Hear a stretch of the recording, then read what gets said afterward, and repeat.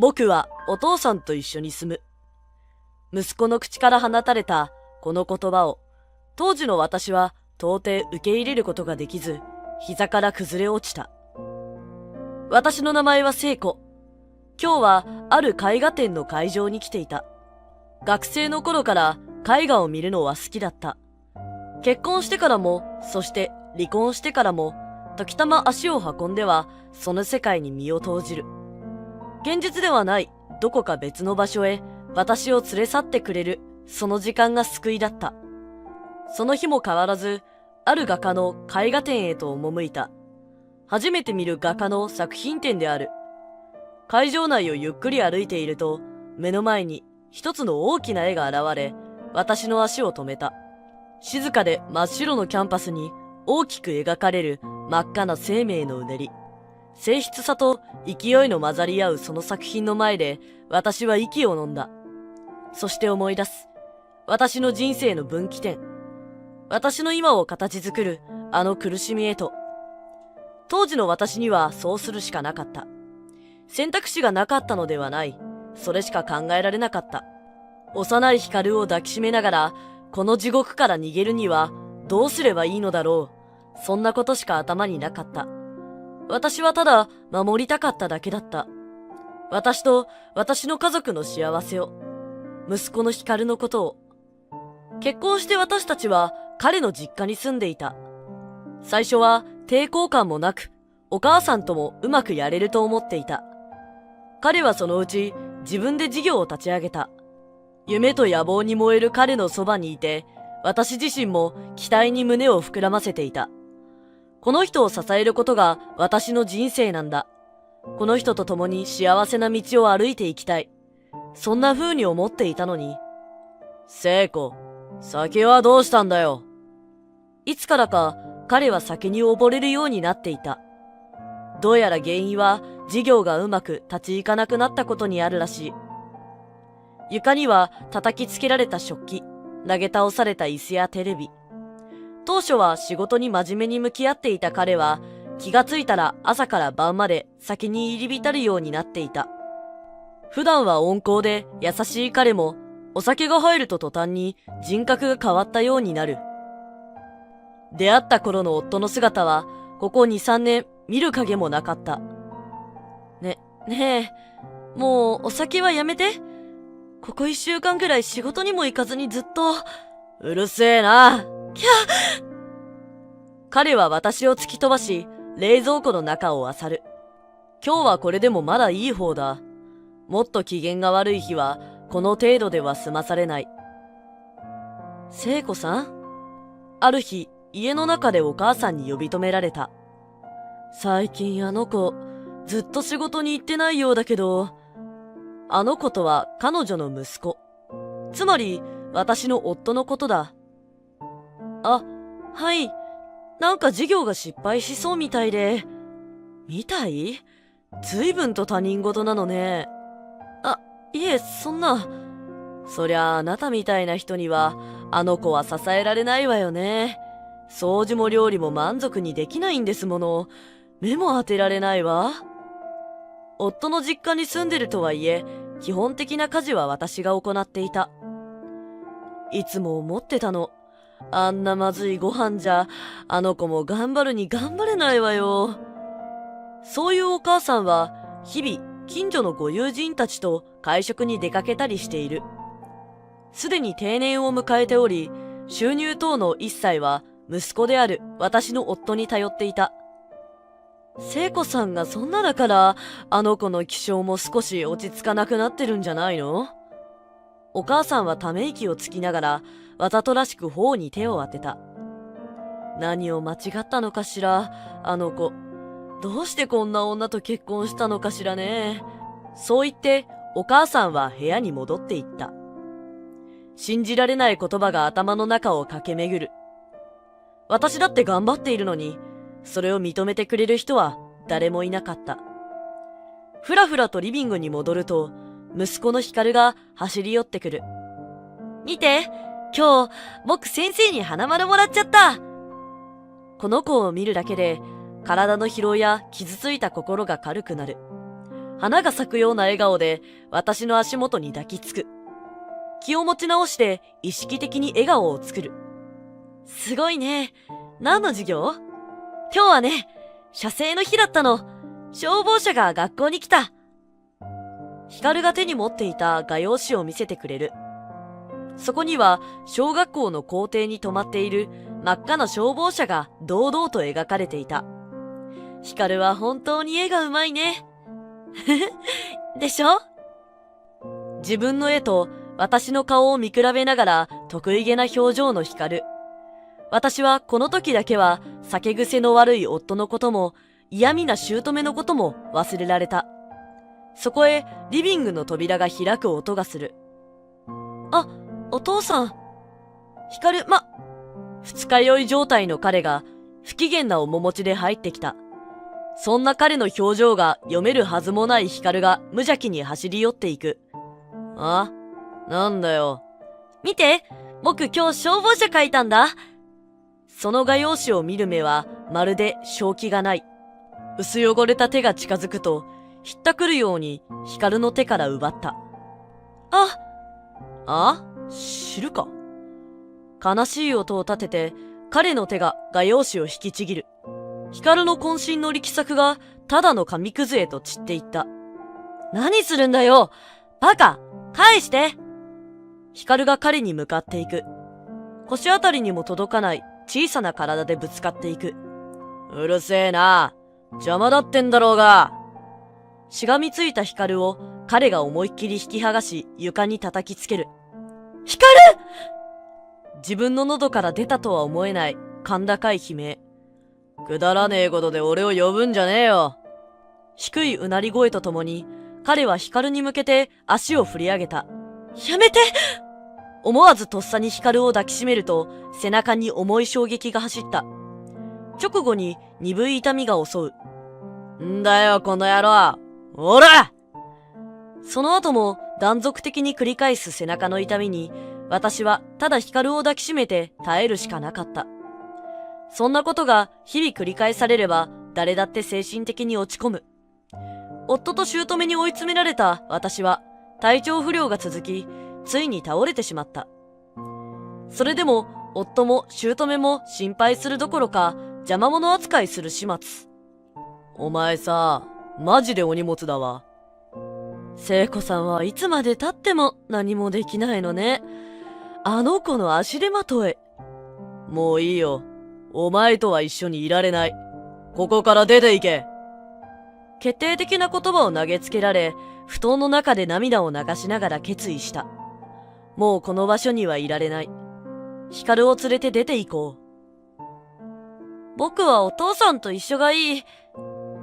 自分の耳を疑うしかなかった。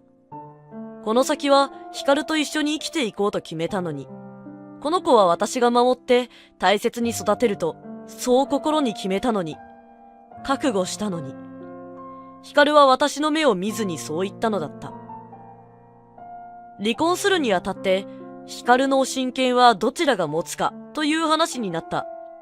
当然私が連れて行くつもりだった。酒癖が悪く、暴力的な彼には光を任せられない。私が連れて行きます。きっぱりと毅然とした態度を示した。これだけは絶対に譲れない。そして彼もそこまで親権を持つことを主張してくるとは思っていなかった。じゃあ光に聞いてみろよ。彼はなぜか勝ち誇った顔で言う。だから光に問うてみた。あなたはこの先どちらと一緒に人生を歩みたい？しかし帰ってきたのは私ではない選択肢。嘘でしょ？光は私のことを見ない。逆に彼は私を見て笑った。ほら見ろよ。お前なんかいらないってよ。キーンと耳鳴りがするようだ。周りの音が耳に入らない。視野がぐっと狭くなった。嘘よ。光？あなたはお母さんと一緒にここを出て行くの？ねえ、そうでしょ？ねえ！光の肩を持ち、乱暴に揺さぶる。自分が止められなかった。光の気持ち、光の人生、光のこれからを考えているようで、私の本音は私のことしか考えていない。私を選ぶのが当たり前。あなたはこれから私と幸せに暮らしていくの。私たちを不幸にする者はいない世界へ逃げよう。そんな幻想は儚くも散った。僕はお父さんと暮らす。パタリと両手が光の方から落ちる。私はその場に崩れ落ちる。ほら行こうぜ、光。これからは邪魔者な女はいない。俺ら男だけの世界だ。二人が遠ざかる。足音が徐々に遠くなっていく。いやー、光私の叫びは誰にも届かないまま、虚しくこだまするだけ。空想のよどみからふっと起き上がる。目の前には一枚の絵が飾られていた。そうだった。私はある画家の絵画展へ来ていたのだった。どのくらい時間が経ったのだろうか。見渡すと来場者は幾人もいない。そろそろ閉館だろうか。慌てて出口へ向かおうと身を翻した先に見覚えのある青年が通りすがる。見覚えがあるなんてものではない。別れた夫にそっくりな青年だった。脳裏に少しの希望が光を差す。もしかして光？間違いない。何年も会ってはいないが、見間違えるはずはない。あの日から一度も忘れたことはなかった。何度も会いに行こうとした。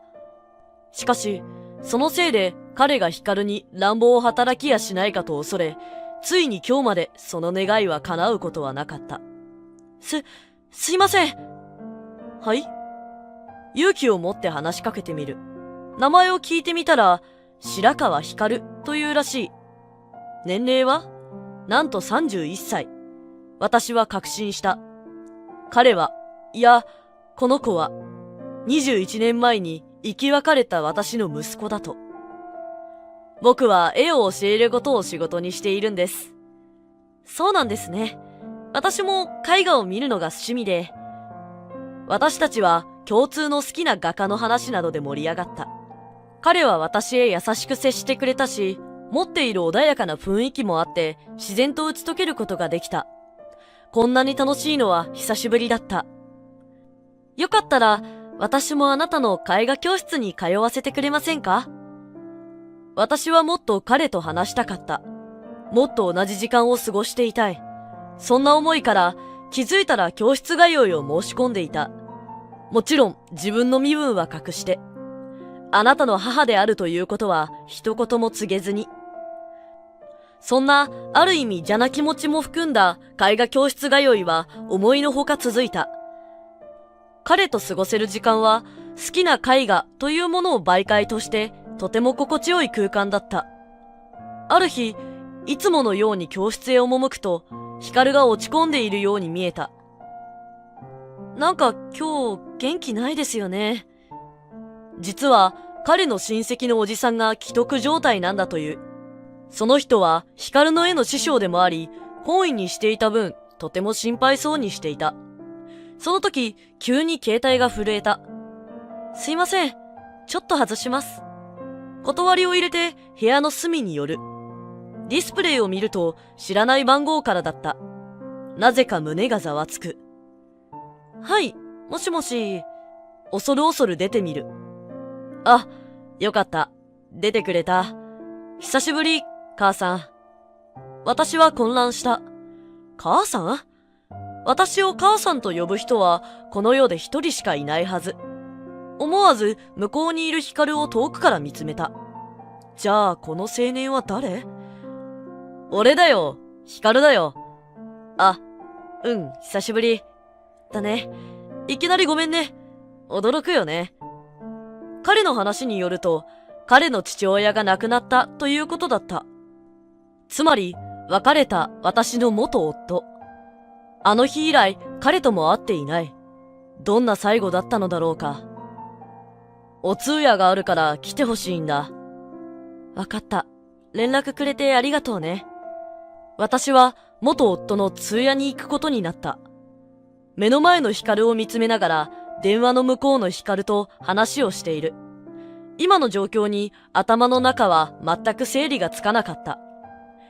21年ぶりに元夫の実家を訪ねた。彼らはまだここで暮らしているようだ。さすがに姑はもう存命ではないらしい。当時よりも古ぼけた家は見慣れているとはいえ、数十年の時を感じさせるには十分だった。母さん？後ろから聞こえた声は、あの時から随分と低く変わった声。でも、私を呼ぶ温かさは変わらない。光？光なの？そうだよ、光だよ。私たちは抱き合って涙ながらに喜んだ。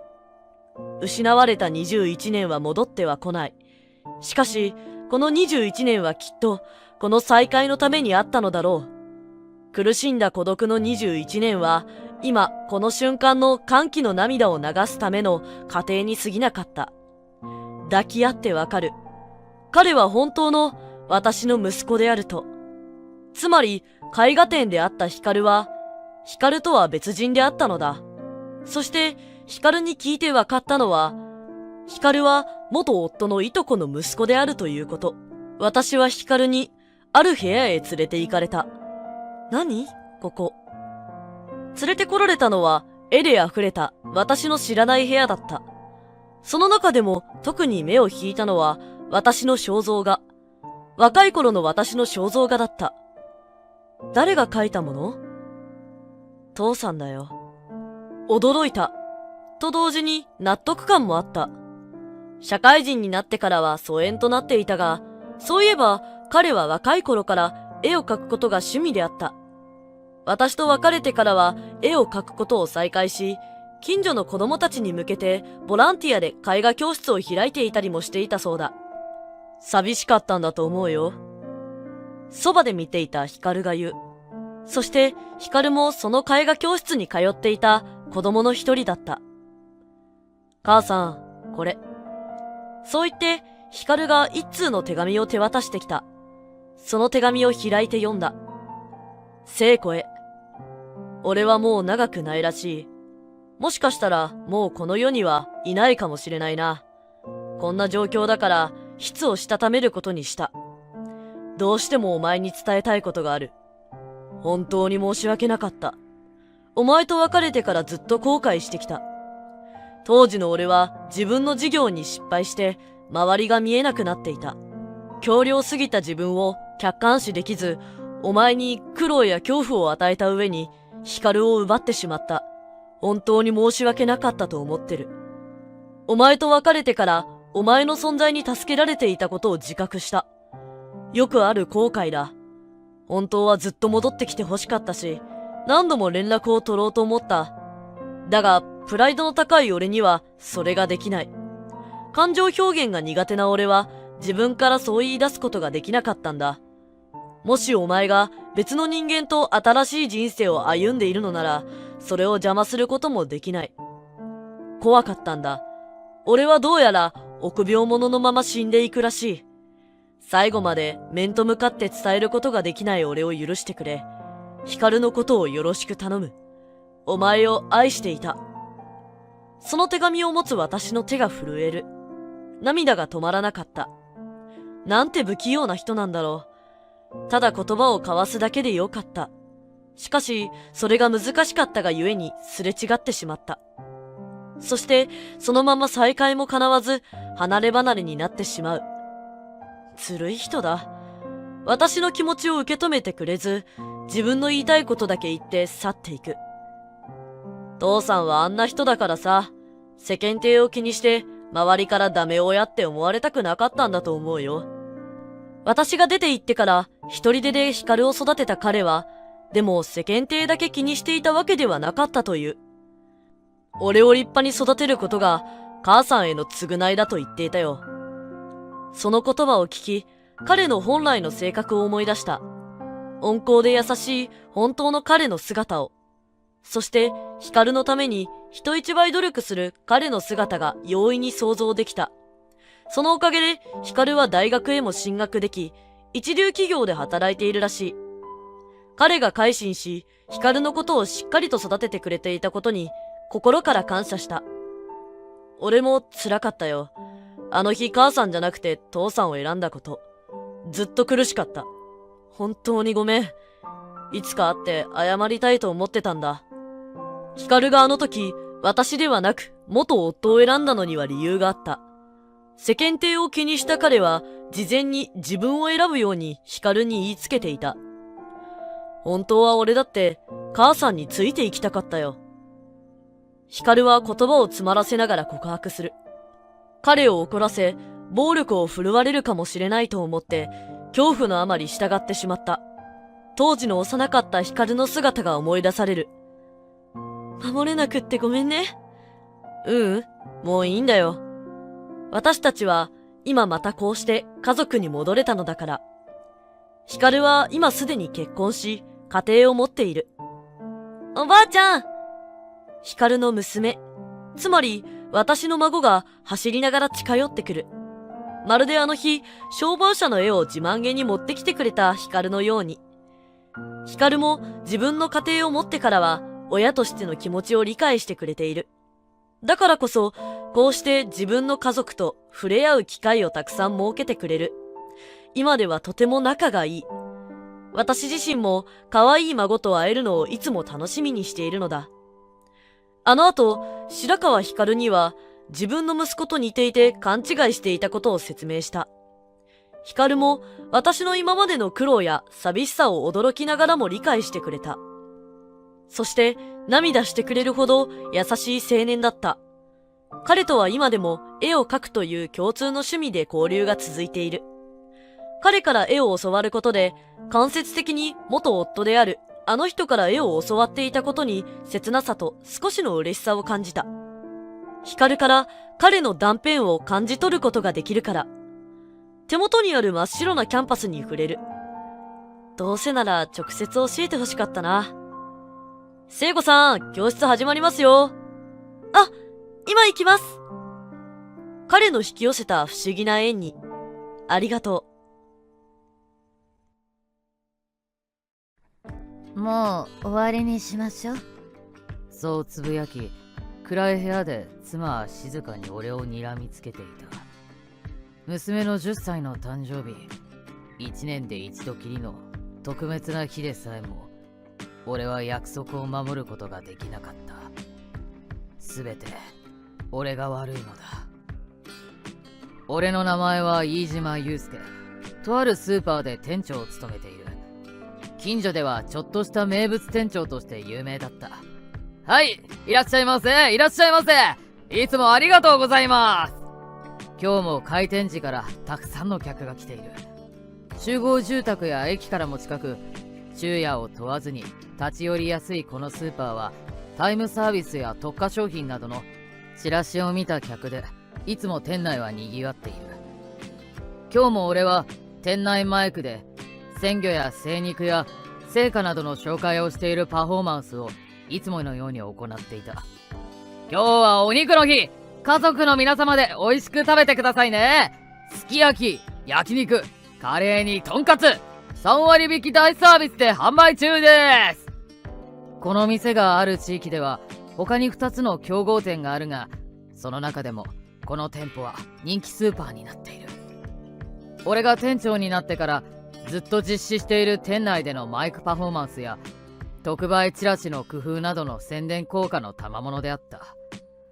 耳の遠いご老人には積極的に大きい声で売り場の誘導をしたり、高い場所にある商品が届かない時には率先してワゴンに移して取りやすい工夫をしたり、お客さんの目線を大切にしているのは当たり前だ。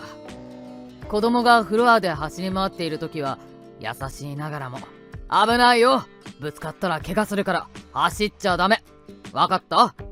と希薄になりつつある地域社会の架け橋として、子供たちを時には厳しくも温かく接するように心がけていた。それだけではない。このスーパーで働く家族同然の従業員一人一人に積極的に話しかけることを意識していた。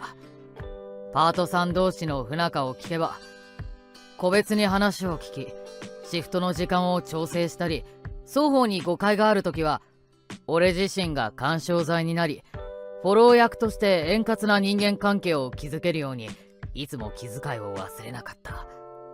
店の経営自体はとても円滑だったが、一方で俺の家庭内環境は修正が効かないほどひび割れていた。今日も遅いの？美里の誕生日なのよ。ああ、すまない。なるべく早く帰るようにするから。忙しい中でも俺は家族のことを忘れることなど一度もなかった。早く帰れた日には物静かだが優しい由美子と美里の笑顔にいつも救われていたし、時折スマホで2人の写真を休憩中に眺めては心の中でいつもありがとう由美子、美里、パパ、もうちょっと頑張って早く帰るからなと心には出さず感謝の心を伝えていた。仕事に没頭することができているのも家族が支えてくれていたからだった。思えば娘の誕生日に家族3人でお祝いをしたことは何回くらいあったのだろうか。閉店後の売上整理や在庫管理、発注やチラシ作成など店長としての雑務は何時間もかかってしまうため、いつも俺が帰宅するのは早くて10時前後。セール時などは日が変わってしまう時もしばしばあった。このチラシの値段違うぞ。帰り際に週末の特売日のチラシを見ていた俺は値段の間違いに気づき、急ピッチで手直ししたが結局残業になってしまい、夜の11時半を過ぎて帰宅した。玄関の鍵を開け家に入り、ダイニングに行くと冷えた料理とカットしてあるケーキがラップに包まれて食卓に乗っていた。そっと子供部屋を覗くと小さな寝息を立てて美里が寝ている。自分の寝室に入ると妻は一人でテレビを見ながら冷めた目で俺を見ていた。ごめんな、なるべく早く帰ろうとし、言いかけたところで由美子が口を開く。美里、ずっと食べずに待ってたのよ。パパもお仕事でお腹空いてるからかわいそうって。だから私も我慢するのって。私何も言えなかったわ。俺は謝ることもできなかった。家族の幸せのためになると仕事のことばかり考えて、気づけば家庭を自分の手で壊してしまっていた。そんなことがあった約1ヶ月後、2人は俺の家から出て行ってしまった。帰宅すると妻や娘の姿はなく、洋服や靴も俺以外のものは残されていなかった。ダイニングテーブルの上には妻の名前とハンコが押された離婚届が置いてあり、短い手紙が添えてあった。もう耐えられません。美里は私がこれから守って育てていきます。ごめんなさい、由美子。由美子、美里、ごめんな。俺が悪いんだ。俺は肩を落として一人で手紙を握りしめて静かに泣いた。本当は謝らなければならないのは俺の方なのに、俺は仕事より家族のことを大切にできなかった。由美子と離婚してから10年がもうすぐ過ぎようとしていた。相変わらず忙しいスーパーの日々を送っている俺はこの頃違和感に気づき始めていた。駐車場の掃除や店内の清掃などをしている時、やけに息苦しさを覚えるようになっていたのだ。俺ももう年なのかな。最近疲れやすくなったみたいだし、体力も落ちた気がするな。はじめは楽観的に考えていたが、日々経過するにつれその症状は無視できないほど頻繁に起きるようになっていった。それに加えて動悸や発汗もあり、顔色もだんだん悪くなっていき、呼吸を整えるのに何分もかかってしまうこともたびたびあった。苦しい。どうしたんだ一体。俺の体は。長く勤務している従業員の中には俺の異変に気づき受診を勧めてくる人もいたが、俺は激務を続けていた。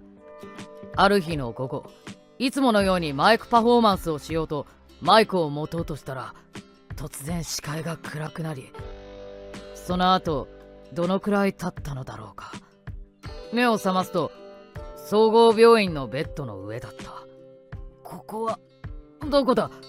店は。少しめまいがする。何やらよくわからないまま点滴のチューブを見つめていると、白衣を着た看護師が部屋に入ってきて、俺を見るなりすぐに部屋を出て行った。数分後、一人の医者が俺の前に立ち、渋い顔をしながら口を開く。飯島さん、お加減はいかがですか？いや、少しフラフラしますが、私はどうしたのでしょうか？ここはどこの病院ですか？店は、スーパーは今どうなっているんでしょうか？医者がゆっくりと話し始める。飯島さん、よく聞いてくださいね。あなたはかなり重度の心臓弁膜症を患っています。今は強心剤と点滴で落ち着いていますが、早期に心臓移植をしないと命が危険な状態です。私には医者が何を言っているのかすぐに理解することができなかった。病院？心臓なんとか病？移植って何の話をしているんだ？その後、医者が細かく経緯を説明し始めた。どうやら加齢と先天的なものが原因らしく、俺の場合は仕事の激務も合わさって進行が早かったらしい。心臓移植って、そんな、他に何か治療法はないんですか？もし手術をしなければどれくらい生きていられるんですか？焦りと不安から医者に掴みかかるような勢いで俺は問いただす。はっきりとは分かりませんが、とにかく急がなければなりません。一日も早く。ただし、その費用の問題もありますので。医者は口を閉じてしまった。俺はすぐに聞き返す。どれくらいかかるんですか？医者は少し考えて口を開いた。医療の進んでいるアメリカで行うとしても2億円以上はかかります。俺は体中から力が抜けていくのを感じた。これは本当に現実なのか？何かの夢なら早く覚めてほしい。自然と白い天井を見上げて涙が溢れてきた。このままこの病院で俺は死んでゆくのか。なんかあっけないもんだな、人生って。由美子、美里、元気にしているのかな。毎日の入院生活は変わり映えのない日々だった。朝昼晩の検温や検査、医師との面談などを決まった時間で行っていく。少しずつ体が弱くなっています。くれぐれも無理はしないでください。少し院内を散歩してみるが、やはり少し歩くと動悸が起こり息切れがする。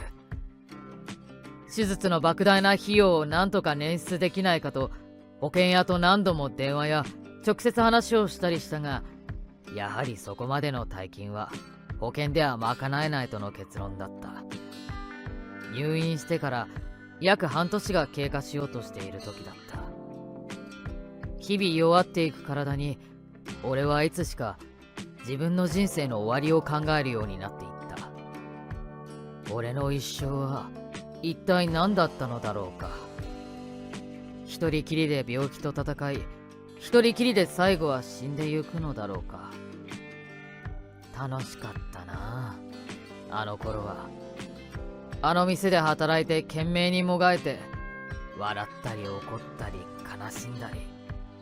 でも家族には何もしてやれなかっ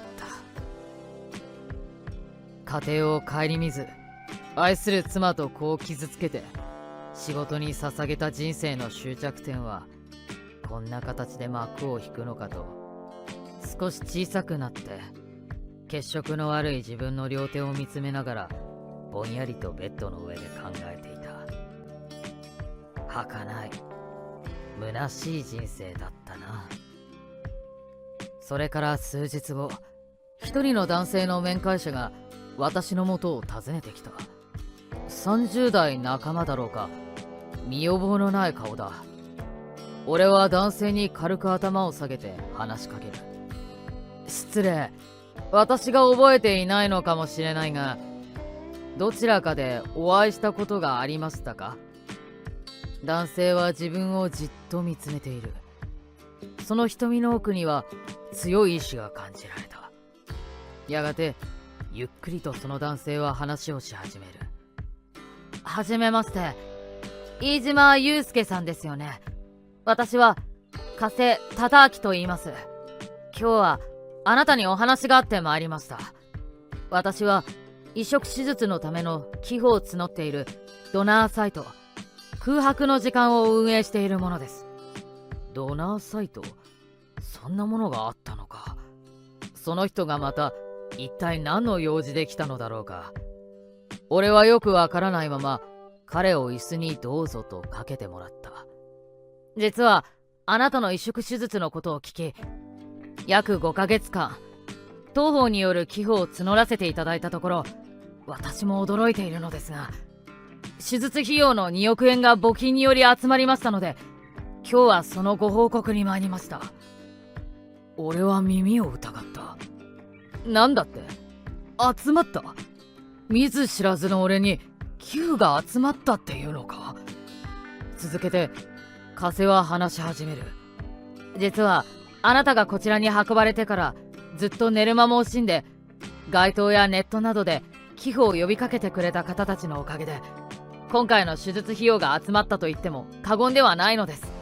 今日はその方たちも一緒にここに来ているのですが、お呼びしてもよろしいでしょうか？俺は驚いた顔で加瀬の話を聞いていたが、一体どんな人が自分のために動いていてくれたのだろうと気になり、驚きと喜びと謎が交差したまま協力者に会うことになった。一旦部屋を出た加瀬が最初に部屋に入ってきた。続けて入ってきたのは由美子と大人になった美里だった。俺はベッドから慌てて体を起こしてしまった。お前たちどうして？弱々しく話しかける俺に由美子と美里が近づき、俺の手を取って二人とも今にも泣き出しそうな顔をしている。あなた、よかった。パパ、もう大丈夫だよ。二人は涙を流しながらいきさつを話し始めた。俺と別れた後に美里と二人で暮らしていた由美子は、あの時の自分の行動をずっと後悔していたらしい。勢いで離婚を決めたが、時折俺の様子が気になり、年に 1,2 回はスーパーに帽子を目深にかぶり、美里と交代で変装して買い物に来ていたそうだ。パパ、頑張ってたね。おばあちゃんの買い物かご持ってあげてたよ。しかもレジまで。うん。相変わらずね。みんなに優しいのよ、パパは。ある時俺が店にいないため不審に思った由美子は店の人に尋ねたところ、そこで初めて俺の病気のことを知ったのだ。ネットで病気のことを調べていくうちに加瀬のサイトを見つけ、今の自分の立場や状況を伝えて手術費用を集めることを決めたということだった。私らはたくさんゆうちゃんに世話になった。今度は私らがゆうちゃんを助ける番だ。いつも来店する常連客や従業員が何とか俺を助けたいと集まって話し合い、知人や親戚、隣近所や地主や土地の名手などにも話を持って行ってくれた。そのおかげで 2,3 日で募金箱も溢れ返り、中には感謝や励ましの手紙も添えてあったり、とても収集がつかなくなってしまったため、ネットで募金を募るようにしたのだという。あなたは本当に皆さんに愛していただいている。私はそんなことも知らず、あなたのことを何も分かろうとしなかった。その後も従業員や常連客、そして由美子と美里は活動を続けてくれており、なんとか俺の命を救おうと休む間もなく募金活動をしてくれていたのだった。移植費用も当初の計画よりも数段早い時間で寄付が集まったとのことだった。俺は周りの優しい人々、由美子と美里に命を救われたのだった。ありがとう。本当にありがとう。俺は必ず元気になるから。俺は声を抑えて泣いた。その半月後、アメリカで手術を成功させた俺たちはその1ヶ月後に日本に帰ってきた。空港から帰り、3人で家の玄関に立った時、俺は言った。これから俺たちの空白の時間を埋めていこう。